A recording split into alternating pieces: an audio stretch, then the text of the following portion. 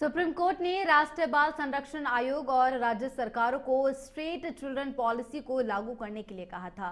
उत्तराखंड में पॉलिसी तैयार करने के साथ ही मंत्रिमंडल की मंजूरी भी मिल चुकी है। 2 जून को राज्य सरकार ने पॉलिसी की अधिसूचना भी जारी कर दी है। राज्य सरकार की ओर से स्टेट चिल्ड्रन पॉलिसी 2025 की अधिसूचना जारी किए जाने के बाद ये नीति उत्तराखंड में लागू हो गई है। इस नीति में तमाम प्रावधान किए गए हैं, जिसके तहत सड़क किनारे रहने वाले बच्चे या फिर सड़कों के किनारे भीख मांगने वाले बच्चों को एक बेहतर जिंदगी मुहैया कराना है। हालांकि इस नीति के लागू होने से पहले जिला स्तर पर बच्चों के पुनर्वास और उन्हें भीख मांगने की दलदल से बाहर निकालने की पहल समय समय पर होती रही है, लेकिन पहली बार राज्य स्तर पर स्ट्रेट चिल्ड्रन पॉलिसी 2025 लागू की गई है। ऐसे में इस पॉलिसी के तहत बच्चों के लिए तमाम योजनाओं का संचालन भी किया जाएगा। जो वेस्ट पिकर्स होते हैं वो बच्चे भिखारी नहीं है, अपनी मेहनत से काम करना चाह रहे हैं, लेकिन बच्चे को उसका जीवन बचपन जीने का की जो आज़ादी है वो एक तरह से छीन गई है, क्योंकि उसके कंधे पर एक बैग दे दिया गया है। उससे बचा के उस बच्चे को पुनर्वास कैसे किया जाए, उसको समाज की मुख्य धारा में कैसे शामिल किया जाए और देश और राज्य का एक जिम्मेदार नागरिक बनाने में जो राज्य की कल्याणकारी भूमिका है, उस भूमिका का निर्वहन कैसे विभिन्न एजेंसियों के द्वारा किया जाए उसको। बागपत में रंगदारी न देने पर 2 युवकों पर बोला हमला। बागपत नगर में खेत में मिट्टी को समतल करा रहे थे युवक। पहले हफ्ता 2 तब करने देंगे मिट्टी समतल करने का काम का आरोप। बता दें कि बागपत निवासी कपिल और जितेंद्र और अज्ञात पर मुकदमा दर्ज। पिछले कई दिनों से पीड़ित से हफ्ता और मांग रहे थे रंगदारी। पीड़ित की तहरीर पर पुलिस ने दर्ज किया मुकदमा, जांच पड़ताल की शुरू।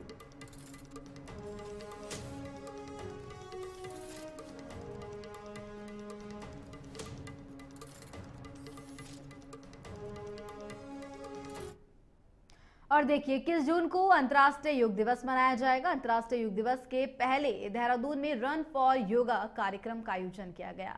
कार्यक्रम के तहत मुख्यमंत्री पुष्कर सिंह धामी ने गांधी पार्क से MKP कॉलेज तक रन फॉर योगा में प्रतिभाग किया।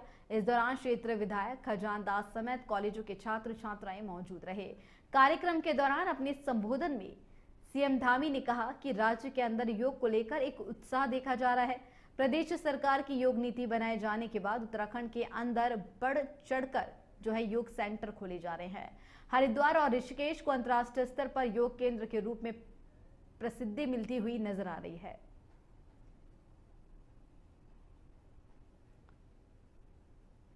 थोड़ा पीछे कर दो। हम योग नीति इस बार लेकर आए हैं। प्रधानमंत्री जी के मार्गदर्शन में प्रेरणा हमारे राज्य के सुदूरवर्ती क्षेत्रों तक योग केंद्र का योग बने, घर घर का योग बने। योग और वेलनेस हमारी प्रगति का भी, हमारी समृद्धि का भी और रोजगार का भी साधन बने। उसके लिए हम अनेक नवाचार काम कर रहे हैं। योग और वेलनेस के सेंटर भी हम खोल रहे हैं, उस पर भी हमारा काम चल रहा है और हमारा प्रयास है कि ये भूमि योग और आयुष की भूमि है। इस भूमि में योग जो है नवाचार के साथ साथ एक रोजगार का साधन के रूप में बने। हमारे नौजवान युवा उससे जुड़े, उसके लिए सरकार की तरफ से जो प्रोत्साहन। उत्तराखंड में 4 धाम यात्रा के लिए जाने वाले लोगों की सुविधा के लिए हेली सेवा शुरू की गई थी। मकसद था कि कम पैसों में लोगों को जल्दी और आरामदायक दर्शन की सेवा उपलब्ध कराना, लेकिन ऐसा लगता है कि इस हेली सेवा में आराम कम और संकट ज्यादा है। दरअसल पिछले सिर्फ 40 दिनों में 4 धाम यात्रा मार्ग पर 5 हेलीकॉप्टर दुर्घटनाग्रस्त हुए हैं, लेकिन जिम्मेदार है कि सुध नहीं लेने का नाम नहीं ले रहे हैं। फिलहाल 4 धाम यात्रा हेलीकॉप्टर सर्विस पर रोक लगा दी गई है और इसके संचालन के लिए सख्त नियम बनाए जाने की भी बात कही गई है। देखिए, बड़ा दुखद समाचार है। आज सुबह सुबह तड़के 5:20 पर केदारनाथ धाम से एक हेलीकॉप्टर आर्यन कंपनी का गुप्तकाशी के लिए उड़ा और उड़ने के 5-7 मिनट के अंदर खराब मौसम में वो क्रैश हो गया। 7 लोग इस हेलीकॉप्टर में सवार थे, पायलट समेत, जिसमें एक 22 महीने की बच्ची भी थी, 19 साल की एक युवा लड़की भी थी। 7 लोगों की इस क्रैश में मारे जाने की खबर अब तक मिल रही है। बुलेटिन में वक्त है छोटे से ब्रेक का। ब्रेक के बाद फिर हाजिर होंगे।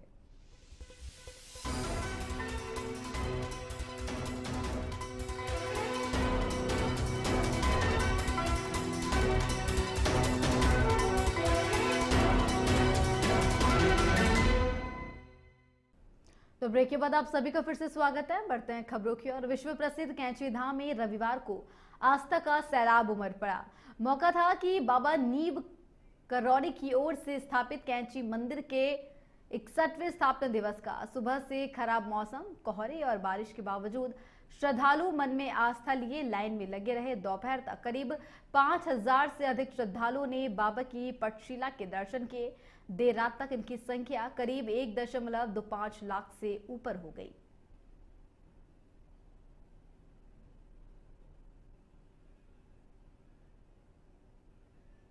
15 जून का जो कैंची मेला हो रहा है, इसके लिए लगभग 1 महीने पहले से हमारी तैयारियां शुरू हुई और पिछले 1 वीक में पुलिस के प्रशासन के सारे अधिकारी यहाँ लगे हुए थे और सबने सुचारू रूप से यहाँ पर व्यवस्थाएं करवाई।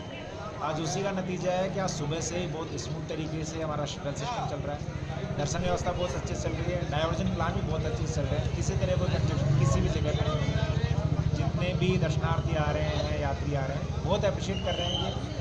और ये पुलिस के लिए, प्रशासन के लिए, सभी के लिए एक गर्व की बात है कि आज सकुशल तरीके से कैंची धाम का मेला चल रहा है। बड़ी संख्या में पुलिस बल की तैनाती की गई है। लगभग 1000 पुलिस वाले तैनात।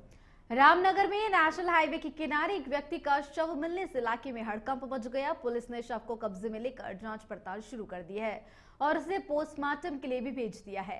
टांडा चौराहा पर मिले शव की शिनाख्त पंकज तिवारी के रूप में हुई है। रामनगर के पिरूमदारा क्षेत्र में अपने बच्चों के साथ किराए के मकान में रहता था। कोतवाली के वरिष्ठ उप निरीक्षक मनोज नयाल ने बताया कि पोस्टमार्टम रिपोर्ट आने के बाद मौत के वास्तविक कारणों का पता चल सकेगा। फिलहाल पुलिस मामले की जांच पड़ताल कर रही है।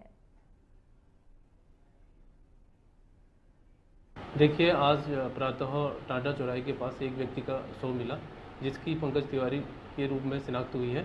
शव को पुलिस ने कब्जे लेकर पंचनामे की कार्रवाई की जा रही है।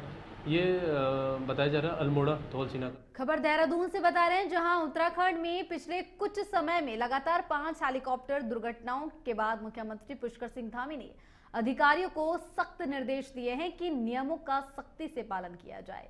रविवार को केदारनाथ में हेलीकॉप्टर हादसे के बाद 2 दिन तक रोकी गई चारधाम हेलीकॉप्टर सेवा अब मंगलवार से फिर से शुरू होने जा रही है। प्रशासन और डीजीसीए की संयुक्त समीक्षा के बाद सेवाओं को फिर से बहाल करने की अनुमति मिल गई है।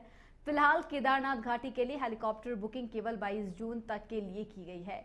यात्रा को सुगम बनाने के लिए हवाई सेवा को मानसून के बाद फिर दोबारा 15 सितंबर से शुरू किया जाएगा।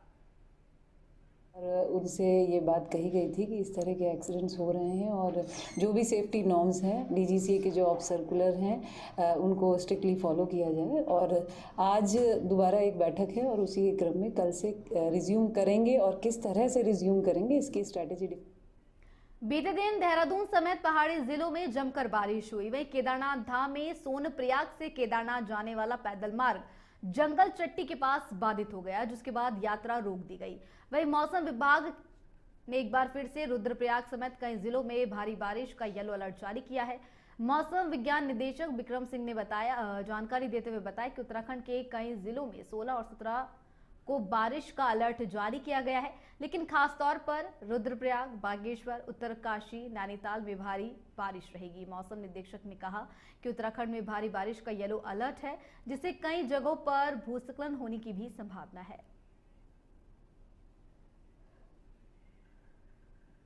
ऋषिकेश में आईजीपीएल चौकी पुलिस ने चेकिंग के दौरान चरस सप्लाई करते हुए एक युवक को गिरफ्तार किया है। चरस तस्करी करने के आरोप में पुलिस ने आरोपी के खिलाफ मुकदमा दर्ज कर लिया है। आरोपी को पुलिस ने न्यायालय में पेश कर दिया है, जहां कोर्ट के आदेश पर पुलिस ने आरोपी को जेल भेज दिया है। आरोपी के कब्जे से पुलिस ने 256 ग्राम चरस बरामद किया है।